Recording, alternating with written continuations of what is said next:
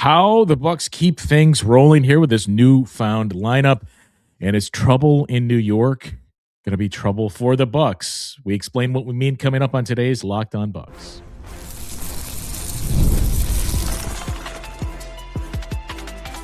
You are Locked On Bucks, your daily Milwaukee Bucks podcast, part of the Locked On Podcast Network, your team every day. Welcome into Locked On Bucks. I am Justin Garcia, joined as always by Camille Davis. We thank you for making this your first listen of the day each and every day, and also for helping make the Locked On Podcast Network the #1 sports podcasting network in the industry. You can hear me each and every game on the Bucks Radio Network. You can hear Camille weekly on our Locked On NBA coverage and the Technical File podcast as well.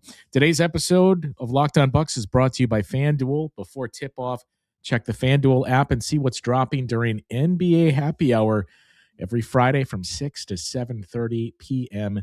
Eastern Time. So the last time we spoke to the masses, Camille, the Bucks picked up the latest in not even a long line, the latest in a line of, hey, maybe this is the turning point for this team. And now we prepare ourselves for Rivals Week, and of course the noted heated, well, I don't know if we can use heated rivalry, that may be trademark now, but the noted rivalry between the Bucks and the Oklahoma City Thunder is where we land for tonight's contest. Yes, because everyone, when they think rival, the very first thing that comes to mind, of course, is Bucks Thunder, because how could you not? Can you remember? There's one that stands out to me, but let's take the cup final out of it. Is there another Thunder Bucks game that stands out to you?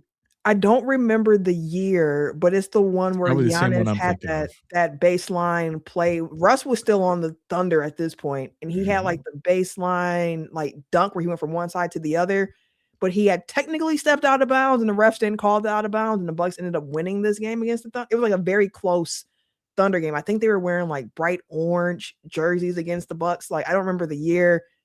I recall Russ and Ibaka and those guys be like, man, this was a good game. I believe that's the same game I'm thinking of, and I wonder, this was the 18-19 season, because I remember Tony Snell making a late play too, where I think he did the rip through strip that knocked it off of Russ's leg driving towards the basket. But that's it. Like, between the two of us, like, God, what else was there? Was it stands out? Like, no, there's the cup game and this game that we think we're both talking about the same one, and I'm feverishly trying to track down the year that this happened. But that's it for the rivalry between the Bucks and the Thunder. That's it. That's it. That's all. When we saw the schedule and saw this was announced as a game for Rivalry Week, we were both like, why? like why? Like, honestly, you could pick any team in the Central Division and say Rivalry Week for the Bucks, and that would make so much more sense than the Thunder. Like, there are so many other teams that make more sense than the Thunder matchup. Like, I get it's an NBA Cup, run it back from the NBA Cup last year where the Bucks won, but like, no, that does not make a rivalry. Like, they're inter-conference teams. They don't even play each other that often. No, I don't understand why the NBA went this way. Like, I know why they went this way, but I don't understand it. Like, there's so much better fruit you could have grabbed from this tree of rivalries for the Bucks, even with some of them fading, like with the Heat, with Jimmy Butler being gone, and the Celtics with the injuries. Like, still, I'd take those before the Thunder. Okay, so I think we're both talking about the same game. This is 2017. So this was a Bradley Center game. I, for some reason, thought that I could have sworn this was in Fiserv, but 2017, Bucks won 98-94. January 2nd, 2017, in a game that went down to the wire, and they basically sealed it with some Malcolm Brogdon free throws at the end. So, the rivalry that dates all the way back to 2017 for these two teams. But so you got the Thunder, and to say, well, they got their work cut out for them, I mean, that is putting it quite mildly here with what Oklahoma City is doing to every single team that crosses their path on a nightly basis. I don't think there's many Bucks fans that expect a win in this game. I think the big thing is, okay, just don't be roadkill. Like Yeah. some of the way that you played, some of the things that we saw primarily in the first half against the Atlanta Hawks, some of these lineups too, which we'll get to some data behind that. Mm-hmm. Just lean into that, build good habits and stack successes and build some of that, and then carry it over into the rest of the week when you got the Denver Nuggets, maybe without Jokic and others, and the Dallas Mavericks coming to town to wrap it up.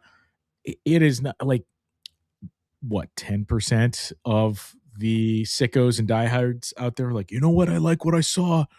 Pete Nance is that much of an impact guy. I think they're going to beat the Thunder. I mean, listen, we have seen the Bucks get up for the big games against good competition.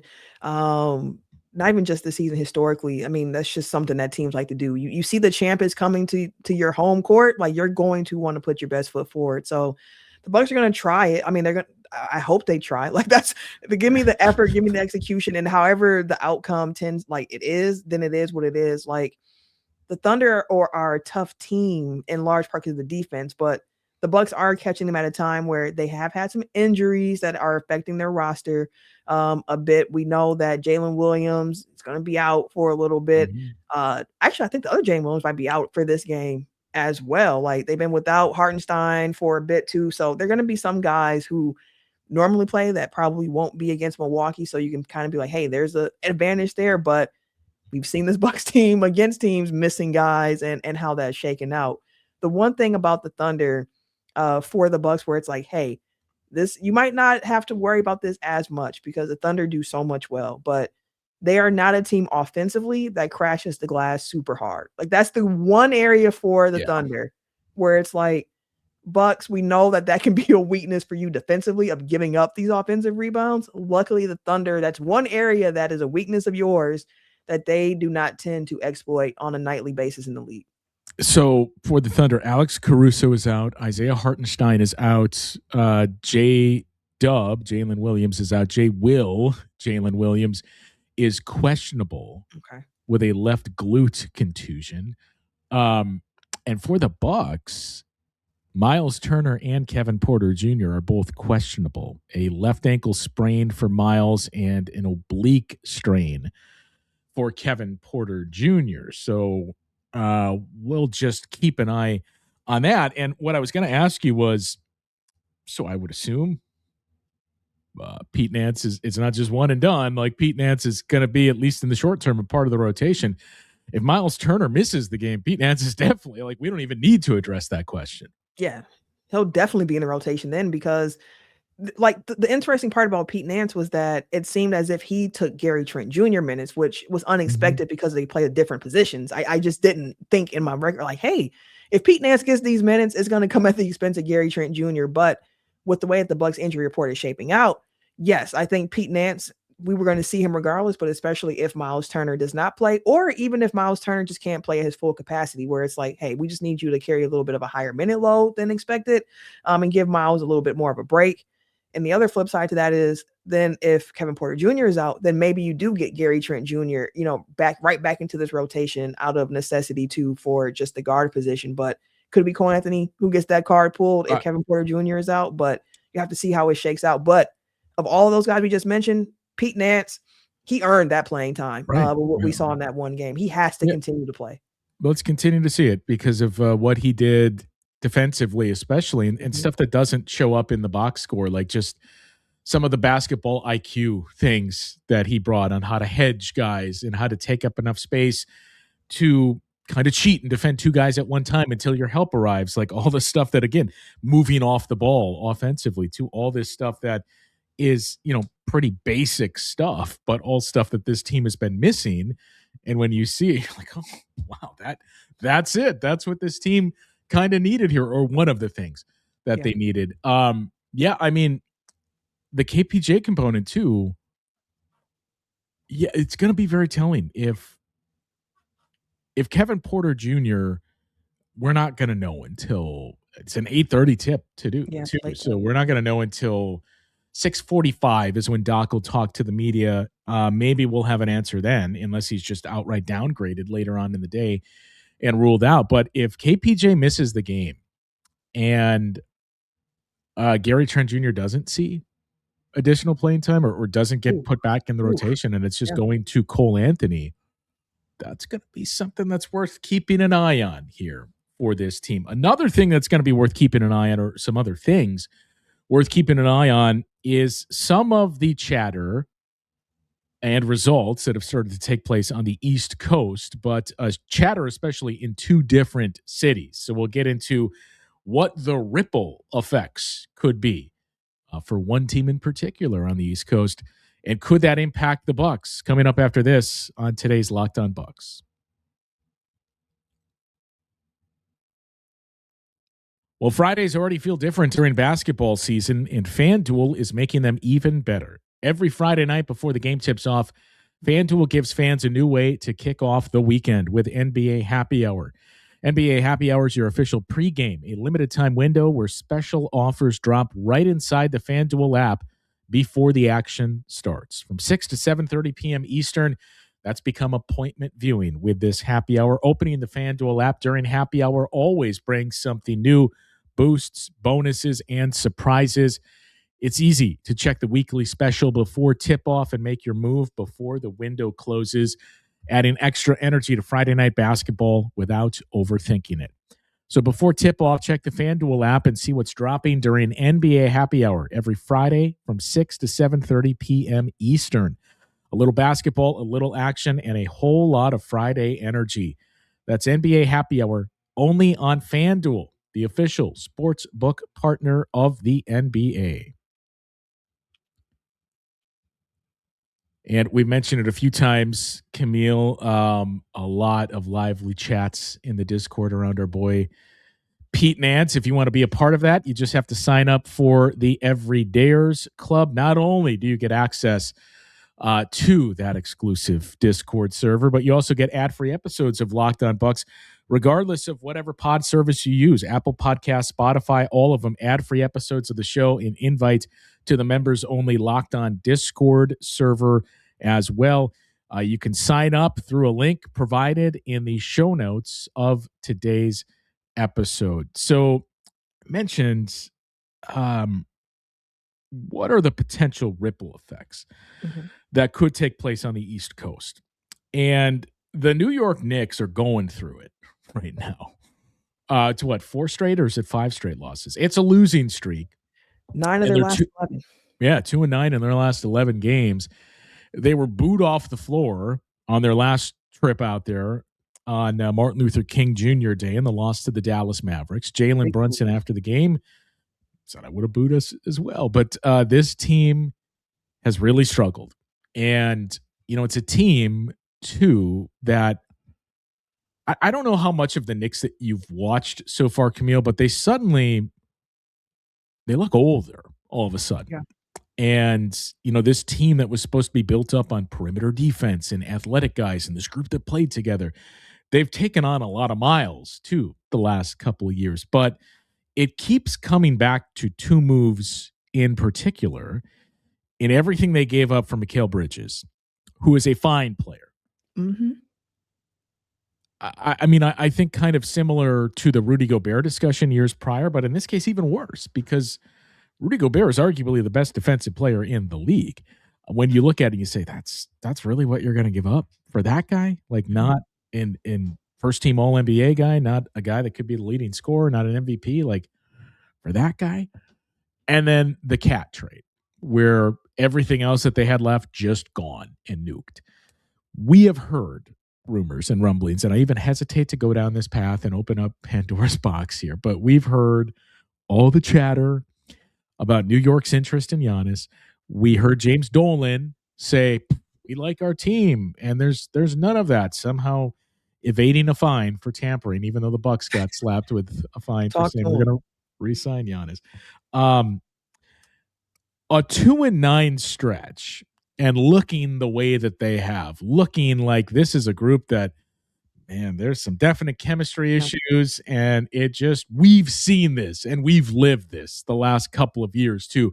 Sometimes you just know when you look at a team and you say, that team needs to do something different. That team needs to change. It feels like that's what we're getting to with these Knicks. Now I hesitate to fully press that button. They're still 25-18. Yeah. And they're now 2 games back of the Celtics for the second best record in the East, but 25-18 is not that far from the Cleveland Cavaliers, who are currently 7th in the Eastern Conference. And it's 2 games in front of them, a game and a half in front of them. Mm-hmm. So the longer this goes on, the Knicks start to become the most disappointing team in the league. And when that stuff happens, regardless of what your owner says publicly and regardless of the message that you put out there, you've got a new head coach.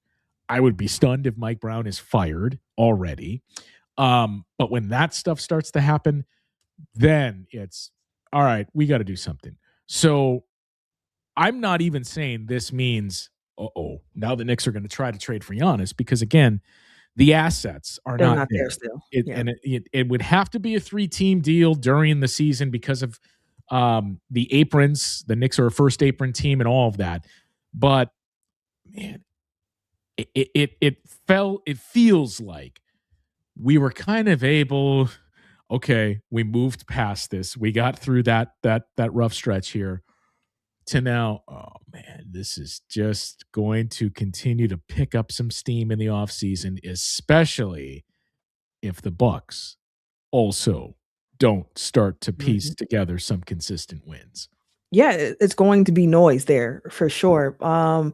During the broadcast, I think it was Tracy McGrady who had mentioned during the Knicks game against the Mavericks where they got blown out and booed at Madison Square Garden multiple times, very, very loudly at that, where he said it comes off to him that the Knicks, they got some guys there that they're just not fitting. Like there's a I think he used the word grudge. There's a grudge in that locker room right now where it's just not clicking. And they asked him, well, when there's a grudge in the locker room, what happens? And he was like, trades. Trades happen. So I'm curious to even see what the Knicks do at this deadline. Maybe not necessarily directly with the Bucks of trying to acquire Giannis, but like, what do they do this season? And do they get assets there where it's like in the summer, it puts them in position to be more of a player if a Giannis sweepstakes takes off? But also just what does that do to their team? Because as you mentioned, the Knicks are 3rd in the East right now, 25-18. And they have that record of 25-18, given the fact that they've won 2 of their last 11 games, 2-9 over the last 11. And during this stretch of 11 games, like, again, small sample size, especially compared to what they did over their first 32. But like, I get why Jalen Brunson called a meeting for the players and be like, we got to figure this out. Like, it is on us. Like, offense is where they really hung their hats so far this season. The defense was always kind of suspect, like middle of the pack for them, even though they thought they'd have more of a defensive identity this season. But during the first 32 games, they had the 2nd best offensive rating in the league. And over the last 11 games, it's been the 22nd. Like, the defense has gone from being 16th to 28th over the last 11 games. Like, it just has not been good on either side of the ball for the Knicks, and offense in particular is supposed to be their strength, but Cat's been struggling. They just haven't been knocking down shots as much. Like, I wonder too, with the East being the way that it is, where everyone is bundled up and you only have 4 teams that have been over 500 in their last 10 games in the entire conference. 4 teams have been over 500 over their last 10 games. If the Knicks keep sliding, like, they could wake up and see themselves in that play-in position very, very quickly with how things are shaping up in this conference. If we look at the last 11 games for every team and don't just go back to the dates that started these last 11 games for the Knicks, if we look at the last 11 games played for every team, the Bucks have been a better team than the Knicks. The Bucks have gone 6-5. The Bucks have a higher offensive rating. The Bucks have a lower defensive rating. The Bucks have a better net rating as well. And by the 11-game sample size for all teams, the Knicks are 25th in offense. Ooh. They are 28th in defense, and they are 26th in net rating. The Bucks are 20th in net rating and 21st in defensive rating. So not great, Bob, but offensively 13th. Like, all right, let's at least keep pushing that further into, can you hover around being a top 10 team? And then hopefully that defensive rating can knock down towards the middle of the pack. But yeah, I mean, especially for this swoon to come now, as we're 3 weeks away from the trade deadline, this is going to make it interesting at the deadline, because coming into things, I didn't really think this is going to be or was going to be all that active of a deadline, because it just feels like there's more teams that are looking to sell than there are teams that are looking to buy, and sell in terms of let's offload some bad stuff, because that's what the CBA has done to us. And when that's the case, it's tougher to find some trade partners. But the two things that have now made me not fully reconsider, but just I wonder if we see something crazy here, is the Knicks struggles and a team with those expectations that is clearly going to have to do something. And the Jimmy Butler injury. The injury, yeah. Because if you're the Warriors, there's one of two routes to go. So we can open up that discussion. Does that have any impact on the Bucks? And realistically, what is our hope for the Bucks at the trade deadline? But also, what's even achievable for this group? We'll dig into some of that coming up after this. Well, time to talk to you now about our friends over at Quo. It's a new year, so new systems, and this is the time when a lot of us look at the messier parts of how we're running our business. It makes you think there's got to be a better way. Well, there is. Streamlining your communications is one of the quickest upgrades you can make, and that's why today's episode is brought to you by Quo, spelled Quo, your smarter way to run your business communications. Because when your team is reachable, organized, and communicating in one place, you're not just working cleaner, you're creating more opportunities to connect with customers. With Quo, your whole team can call and text from one shared business number, so nothing gets missed. Everyone sees the full conversation thread, making replies faster and more personal. Works right from your phone or computer, and you can even keep using your existing number. Plus, their AI tools automatically log calls, summarize conversations, and highlight next steps, so details never slip through the cracks. It's no surprise, Quo is the #1 rated business phone system on G2, trusted by more than 90,000 businesses, from solo operators to growing teams. Make this the year where no opportunity and no customer slips away. Try Quo for free, plus get 20% off your first 6 months when you go to quo.com/lockedonnba. That's QUO.com/lockedonnba. Quo, no missed calls, no missed customers. So the Jimmy Butler injury is a fascinating one, because it moves you in one of two directions. And the Warriors, by the way, missed the deadline by 4 or 5 days for the disabled player exception to get to, which they're hard capped by the second apron, I believe. So like they didn't have that much breathing room anyway, so they really couldn't have done anything with it. But you just factor that in, and the fact that it occurred against the Miami Heat, his former team, and you just think, what are the forces that are working against them here?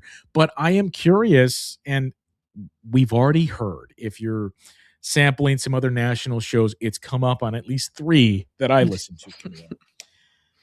But does this prompt the Warriors to trade for Giannis now? And how? Like, hey, Bucks, would you like Jonathan Kuminga and Jimmy Butler, and we'll give you draft picks for Giannis? No, thank you. But it does make you wonder, when you're in this spot, the Warriors did it last year too with DeAnthony Melton, obviously a different size contract, but they traded him because he's not going to play this year, and it's going to be into next year. Do we see the Warriors do the same with Jimmy Butler? And do you find a team, when we talk about, I don't know what deals are out there, like what is maybe it's a distressed asset or just a bad deal that has length on it, and you say, well, this guy could help us, and there's one that's coming to mind that has more length on the contract, or you're going to have to eventually give more length. Say, well, Jimmy's got next year, and that's it. So if we can trade this, we'll take on more money just because it helps Steph in the short term. It's not Giannis to me. I don't take this for the people that have said maybe this opens the door for Giannis. It's not that. To me, there's one that makes me think, oh boy, are they really going to do this? Do you know who that name would be? No, I'm very curious though with how you built this up. Who is it? Because I feel like it's somebody that if it happens, it would affect the Bucks. Like, potentially. So let me see. We call this vamping, installing. as you vamp, because the thing with all of the people saying like, oh, with now the Jimmy Butler injury, like the Warriors have to trade for Giannis. I can understand the why you get there because the Warriors have built this team to line up the contracts of Draymond and Steph and Jimmy to both all be done next at the end of next season, where it's like we got this little window. We're gonna try to let the OGs handle it, see what you can do. But Jimmy Butler's injury really does change the calculus for this team. So I do wonder if desperation sets in, or do they stay strong to the whole concept of we don't want to mortgage our future for some short-ended moves that we could make in the meantime. He's 54 this year, 56 next year. There's two names that stand out to me. One of them, I've never liked the fit with teams like this, but he does a lot of things that would fit in the Warriors system. And the other one is a name that's been discussed quite a bit already. And I believe this year he is on the exact same contract dollar figure as Jimmy Butler. So the first name that I was alluding to is Domas Sabonis, who just came back from his injury. Doesn't help you out in terms of floor spacing, but he would help with rebounding, doesn't help you with rim protection. He's a smart guy, too, very good passer, so he'd fit in that Warrior system, you would think, quite well. The contract status for him is just one additional year beyond what Jimmy is making, but Sacramento would be taking on salary in that deal. So maybe it would be Sabonis and a guard, although the Warriors have pushed back on whether or not they ever had any interest in Malik Monk. It sounds like that's a no, but multiplayer deal potentially there. The other one, it fits dollar for dollar almost identically, is Anthony Davis. And you're going to have to pay him in the offseason and extend him. If you're Dallas, though, that's a name of like, well, we'd get cap relief, but we could also just say, well, we don't intend to pay Anthony Davis, so we're good. And the picks that you would give us, which is kind of the same spot that the Bucks are in here, that the picks that the Warriors would be pointing to would be further down the road and saying, look, we're already old, so these are gonna be good picks. They'd come up sooner than the Bucks picks, but Steph is what, 37, right? 37.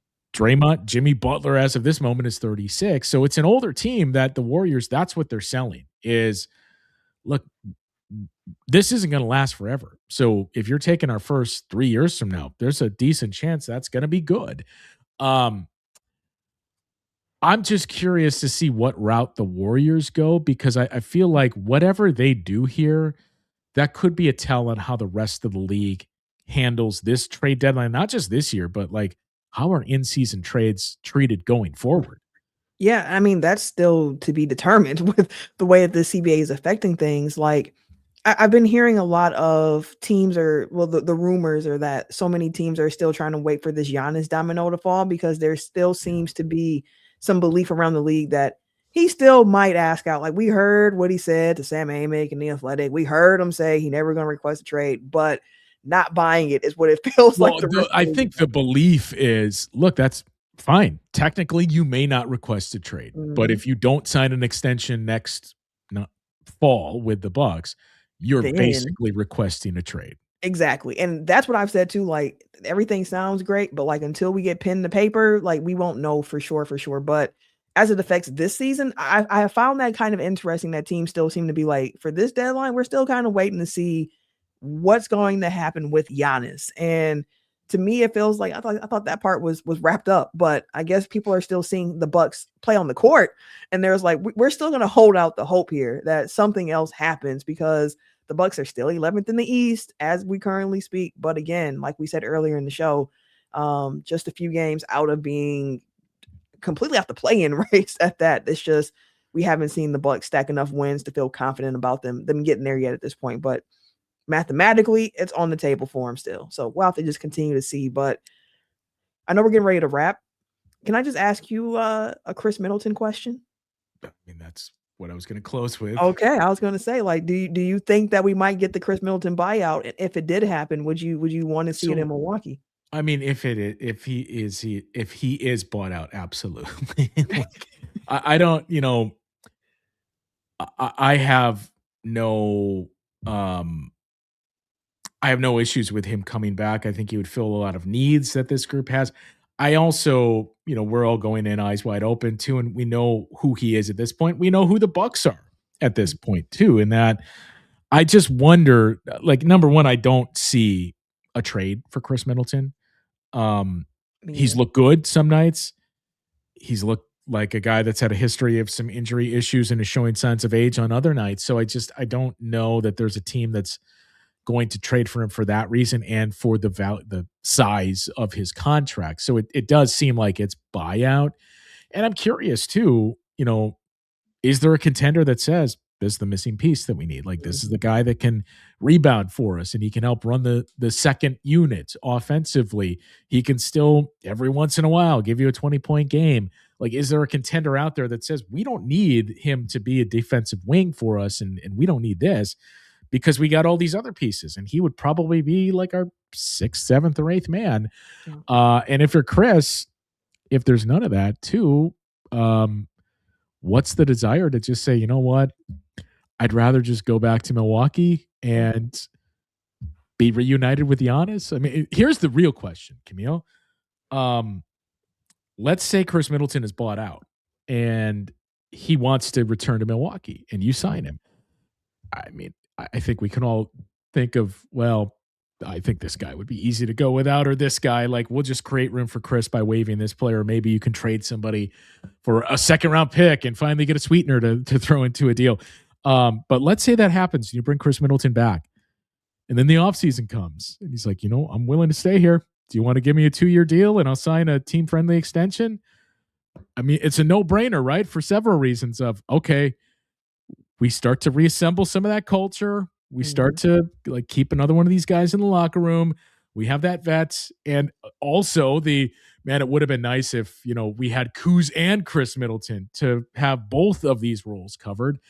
But then, oh, by the way, the chatter that we just said, maybe this is going to pop up if the Knicks continue to struggle, if the Warriors do this, like the Giannis stuff isn't going away. I'm not saying it's the sealer, but okay, we'll re-up Thanasis, and we got Khris coming back on a 2-year deal too. So does that do anything for you, Giannis? We'll see. I mean, the thing with Khris Middleton and the everydayers know 22 is my favorite. That's my favorite Buck of all time still to this day. The areas where his game has not aged well because of age and injuries, of course, comes on the defensive end with ability to defending move. wings. Yeah, literally, like he just does not have that. And it's a Bucks team that has had struggles already defensively, and we know how things can get come playoff time when the game plan is to attack the weakness. And I say that to say I don't expect Khris, if he does return to Milwaukee, to be walking back into the same role that he left. Like, it's a different time. So the question would also have to be like, are you Camille, willing? I've learned my lesson to say I don't expect this, and then to see the exact same, not just with the Bucks, with life in general and society in general. You got a point with that. But it's a question for Khris of like, if you come back, are you willing to accept a different role than what you have been used to, where you are primarily coming off the bench or whatever the case may be? Because one thing that I've pounded the drum on off season was I want the Bucks to get younger. Like I want Giannis to be one of the oldest guys on the team. Adding Khris, of course, doesn't go to that equation, but he gives you a little bit more veteran presence there on your team. So like I'd be here for it in a buyout, coming back off just a different situation. But I could also see Khris looking at a team like the Warriors and being like, can I figure out a way to get there? Like there's an opening for a bit more playing time, and I think I would get in Milwaukee. Like, can I get in there? But we'll have to see how it shakes out. But of course, I would love 22 back in Milwaukee, even though he doesn't fit into my age bracket. He's a special exception to the rule. Well, and I mean, the big thing too is like obviously the baked chemistry, the built-in relationship with Giannis, but like he's also already won a ring. That it's not like I gotta go. Like not Oklahoma City, but like Houston. If any of those teams are interested in me, like I got a chance to finally win a ring. He's got it. So, do you want to return home and come full circle and be reunited with Giannis and fill that role with the Bucks and help the gritty Bucks finally get into the play-in tournament? I mean, at this point, as we wrap here now, Camille, we have long said you're a couple of games away from being a couple of games away. I don't know if you have reassessed like what the expectations are and what the ceiling is for this group, but the reality is, I think at this point you're just a couple of games away. So like that's the good news. Bad news is, hey, they finally got there, but you're a couple of games away from being like on that 7-8 line where you at least get 2 cracks into the 7th seed in the playoffs, because you just see like Orlando and Cleveland are kind of trading places back and forth. Toronto will continue to monitor because of some of the injuries, but even with the struggles of the Knicks, Pistons and Celtics are on a different level. The Knicks are still at least a level 2 beyond where the Bucks and some of those other teams are. And the Sixers have consistently been there. So it's just the door is starting to really close on that top 6 seeding that the reality is you're probably playing for something 7 to 10 right now, and you're only a couple of games out of that. So your next game is a tough one against the Oklahoma City Thunder here later on tonight. 8:30 tip tonight, 8:30 tip on Friday as well for the Denver Nuggets. So should be some fun late night recaps for those games coming your way. Leave your thoughts on the Khris Middleton buyout. Are you worried the Knicks are that crazy neighbor that's going to do something, and maybe we start to hear more rumors pop up? Leave your thoughts on all of it. We'll address it on some upcoming shows here. We'll have the recap coming your way tomorrow of the Bucks and the Oklahoma City Thunder, and we'll remind you once more, if you're a true everydayer, to make sure you sign up for the Everydayer Club. As we mentioned, you get ad-free episodes of this show, whatever podcast service it is you use.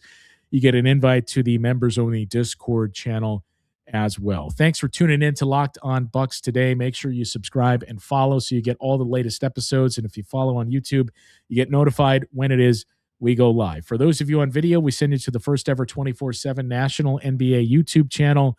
On audio, make sure you make that your second listen with NBA Game Night on Locked On NBA. For Camille, I'm Justin. We'll talk with you guys once again tomorrow on Locked On Bucks.